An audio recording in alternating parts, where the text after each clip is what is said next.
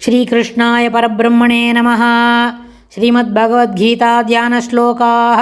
नमोऽस्तु ते व्यासविशालबुद्धे पुल्लारविन्दायतपत्रनेत्र येन त्वया भारततैलपूर्णः प्रज्वालितो ज्ञानमयप्रदीपः प्रपन्नपारिजाताय स्तोत्रवेत्रैकपाणये ज्ञानमुद्राय कृष्णाय गीतामृतदुहे नमः। सर्वोपनिषदो गावो दोक्ता गोपालनन्दनः पार्थो वत्सत्सुधीर्भोक्ता दुक्तं गीतामृतं महत्। वसुदेवसुतं देवं कंसचाणूरमर्दनं देवकी परमानन्दं कृष्णं वन्दे जगद्गुरुम्। அடுத்தது 11வது ஸ்லோகம். தேஷாம் ஏவானுகம்பார்த்த அஹம் அஜ்ஞானஜம் தமஹ நாசயாம்யாத்மபாவஸ்தோ ஞானதீபேன பாஸ்வதா.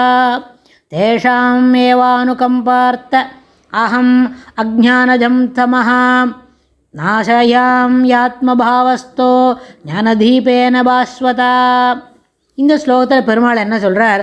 போன ஸ்லோகத்தில் சொன்னார் இல்லையா, தேஷாம் பக்தஜன வாத்சல்யம் இருக்குது, அந்த பக்தர்களுக்கு நிலை பெற்ற உள்ளம் இருக்கணும், பெருமாளுடைய கல்யாண குணங்களை தொடர்ந்து பேசுகிறதுக்கு அதையே சிந்தித்து அனுபவித்து இருப்பவர்களுக்கு தரேன் அப்படின்னு சொன்னார் இல்லையா, அந்த புத்தியை கொடுக்குறேன்னு.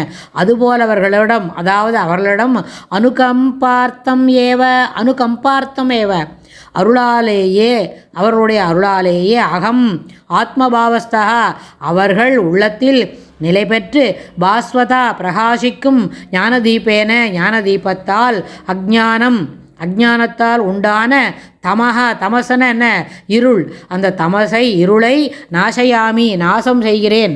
அதாவது அவர்களுக்கு அஜ்ஞானம் இருக்கும், மனுஷன்னு சொன்னால் அஜ்ஞானம் இருக்கும், எப்போவும் ஞானம் மேலோங்கி இருக்கிறதுக்கு வாய்ப்பு இல்லை. ஏன்னா இந்த பிருத்திவி சம்பந்தம், நம்ம எடுத்துக்கிற ஆகாரம், நம்மளோட சகவாசம், நம்மளோட நண்பர்கள் உறவினர்கள் அவள்லாம் எப்படி பேசுகிறா, நம்மளுக்கு தெளிவாக இருந்தால் கூட இருக்கிறவா சரியாக பேசலேன்னு சொன்னால் அதுக்கு தகுந்த மாதிரி நம்மளுடைய நிலை பெற்ற உள்ளம்னு சொன்னோமே அது அப்பப்போ கலங்கிறது.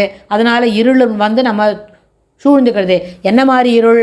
அஜ்ஞானமாகிற இருள் நம்மை சூழ்ந்து கொள்ளுகிறது. அந்த நேரத்தில் அந்த பெருமாள் என்ன பண்ணுறார்?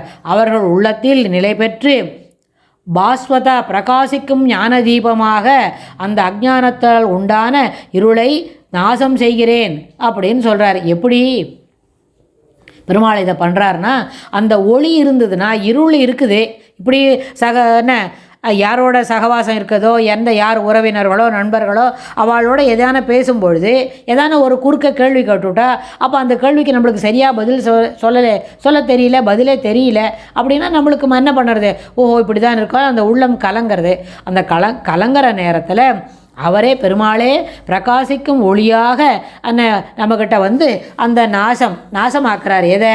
அந்த இருளை நாசமாக்கி ஒளி கொடுக்குறார். அப்படின்னா அது எப்படி? அந்த அஜ்ஞானத்தை போக்குற இருள், தமசை போக்கக்கூடிய தமஸ் என்னென்ன? தமஸ் சத்தியம் அப்படின்னா தமஸ் இருக்கே, அந்த இருள் அஜ்ஞானமாக இருளை போக்கக்கூடிய ஒளியாக பெருமாளே இருக்கிறேன் அப்படின்னு சொல்கிறார். எப்படின்னு கேட்டால், நாரத பக்த சூத்திரத்தில் ஒரு சின்ன விஷயம் உண்டு. என்ன அது? ரொம்ப பெரிய விஷயந்தான், நம்ம அதை எளிமையாக இங்கே புரிஞ்சுக்கலாம். கீர்த்தயமானக சீக்கிரமேவ ஆவிர்பவதி அனுபாவயதி பக்தான் அப்படின்னு. என்னடானா எவ்வளவுக்கு எவ்வளோ நம்ம பக்தி பஜனத்தில் நாம சங்கீர்த்தனத்தில் ஈடுபடுறோமோ அந்த அளவுக்கு நம்மளோட அஜ்ஞானம் நம்மளை விட்டு போகும் அப்படின்னு சொல்கிறார். ஏதாவது பஜனை செய்யும் பக்தர்கள் உள்ளத்தில் சீக்கிரமே தோன்றி அவர்களை பகவான் அனுகிரகிக்கிறான். எப்படி? அஜ்ஞானமான இருள் அவர்களை விட்டு போக வைக்கிறான். கீர்த்தயமானஹா சீக்கிரமேவ ஆவிர்பவதி அனுபாவயதி பக்தான் அப்படின்னு. அது இன்னொன்று கூட சொல்லலாம். நம்ம பூதத்தாழ்வார் ஒரு பாசுரம், அவள்லாம் எப்படி ஆரம்பித்தா? அந்த இயற்பால அது அன்பே தகழியா ஆர்வமே நெய்யாக இன்புருகு சிந்தை இடுதிரியாக நன்புருகு நாணச்சுடர் விளக்கேற்றினேன் நாரணர்க்கு ஞான தமிழ் புரிந்தனான் அப்படின்றார் பூதத்தாழ்வார். என்னது? அன்பே தகழியா ஆர்வமே நெய்யாக இன்புருகு சிந்தை இடுதிரியாக நன்புருகு ஞானச்சுடர் விளக்கேற்றினேன் நாரணர்க்கு ஞான தமிழ் புரிந்தனான். இப்போ சொன்னாரா, அந்த பிரகாசிக்குமான ஞான தீபேன, இந்த ஞானம் எப்படி இருக்குது? பெருமாளுக்கு அன்பே தகளி. தகளின்னா ஒரு அகலில் வந்து எண்ணெய் குத்தி விளக்கேற்றணும் அப்படின்னா அந்த எண்ணெய் அன்பே எண்ணெயாக குத்தி ஒரு ஆர்வம், பெருமாளோடைய தரிசனம் நம்மளுக்கு கிடைக்கணும், பெருமாளை நம்ம இப்போவே போய் சேவிச்சுடணும் அப்படின்ற ஒரு ஆர்வம் இருக்கே, அதுதான் என்னது? நெய். அன்பு தகளின விளக்கு, அன்பே விளக்காகவும் அந்த விளக்கில் கொடுக்குற நெய் என்னது? ஆர்வமே நெய்யாகவும் இன்பம் இன்புருகு சிந்தை. அதாவது பெருமாளை பற்றி சொன்ன உடனே மனம் வந்து என்ன உருகி நிற்கிறது. அவருடைய கல்யாண குணங்களை கேட்க கேட்க பக்தர்களை அவர் எப்படி காப்பாற்றினார், எவ்வளோ வேகமாக வந்தார், அதெல்லாம் பார்க்கும்பொழுது இன்புருகு சிந்தை இடுதிரியாக அந்த பெருமாளை பற்றி பேசக்கூடிய அந்த இன்பமான எண்ண ஓட்டங்களே என்ன அதற்கு இடக்கூடிய திரியாகவும். அப்போது அதுக்கப்புறம் ஞானச்சுடர் இப்படி ஏற்றின உடனே சரியாக போச்சு. எண்ணெய் போட்டாச்சு, திரி வந்துடுத்து, அப்புறம் என்ன இருக்குது? நெய்யும் குத்தியாச்சு. ஆர்வம்ங்கிற நெய்யை குத்தினோடனே அப்போ என்னாச்சு? சுடர் விளக்கேற்றினேன். ஞானச்சுடர் இதனால் இப்படி ஏற்றின உடனே இந்த விளக்கு எப்படி இருக்கும்? பெருமாளை நம்ம நன்னா நிதர்சனமாக பார்த்துடலாம். அவர் யாருன்னு கேட்டார், ஆழ்வார் தன்னை சொல்லிக்கிறார், ஞான தமிழ் புரிந்த நான் தமிழை செய்தேன். தமிழ் செய்கிறார் அவர், தமிழ் வந்து சொல்லலை, ஞான தமிழ் புரிந்த நான் அப்படின்னு சொல்கிறார் இந்த முதல் பாசுரத்தில். இது மாதிரி இவா 2 பேர் ஏற்றிட்டா. அவர் என்ன பொய்கை ஆழ்வார் என்ன சொன்னார்? வையகமே தகளியாய் வார்கடலே நெய்யாக அப்படின்னு சொன்னார். அவர் இன்னும் பெரிய இவர் சின்ன விளக்கேற்றுறார், அன்பே தகளியா ஆர்வமே நெய்யாகன்னு.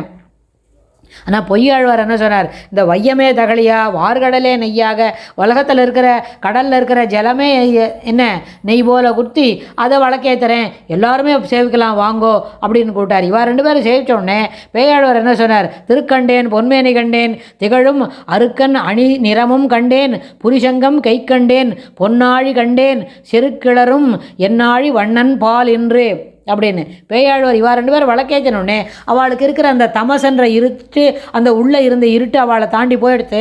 உடனே என்ன சொன்னார்? திருக்கண்டேன் முதல்ல எடுத்தோன்னே திருதான் சொல்கிறார். பெருமாளுடைய திருமார்பில் இருக்காளே மகாலட்சுமி, அவ்வளோதான் அவர் முதல்ல பார்த்தாராம். ஏன்னா வழக்கேற்றனோடனே அங்கே நன்னா தெரிஞ்சு கொடுத்து அப்படின்னு.